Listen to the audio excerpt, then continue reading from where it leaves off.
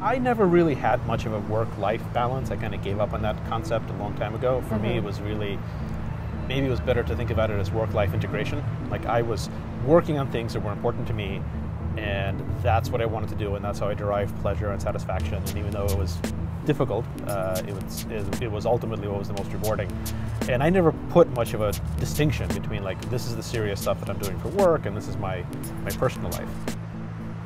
The idea was to combine the best of Silicon Valley culture, this idea of always being a startup, of being innovative, of moving quickly, and the best of what I was seeing in Japan, which is to build something that lasts. Doing business there is much more, in many ways, straightforward than in the US. Negotiations tend to be simpler.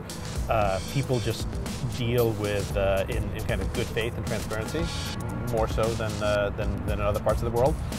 At the same time, there's also a lot of things that are really holding Japan back. There's a real aversion to risk. Things move kind of slowly. So it isn't that we're trying to emulate Japanese business culture by any means. We're really just trying to take the best of everywhere we operate in the world and put it together into something great. You know, we would do all these surveys of our users every few months. And consistently, we saw that 70% of our users were using Evernote at work for work stuff, as well as for personal stuff.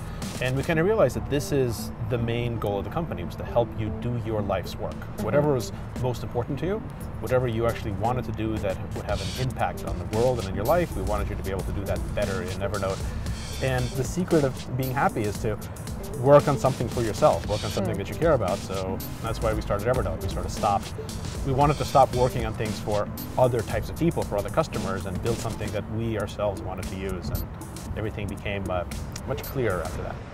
Were you somebody who was disorganized and you needed a tool to help you become organized, or was it the opposite, that you had some good principles in place that you wanted to share with other people?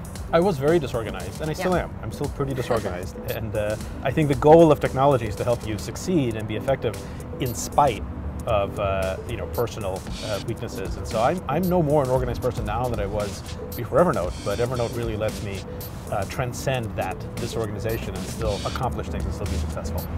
So I wanted to ask you if you have a tip that you could share with us about how you stay productive or organized. So, I travel a lot. I'm always flying somewhere, and I used to, like everyone else, I used to just work on airplanes. Use that as a time to catch up on things, and I've stopped. I basically said, when I'm on a plane, I won't work. I'll read, I'll play video games, I'll sleep, I'll watch movies, but I don't work, and it makes me look forward to flying. I can get off a long flight actually kind of relaxed, even if I'm sitting in a cramped middle seat, because I didn't do any work. I only spend that time on myself.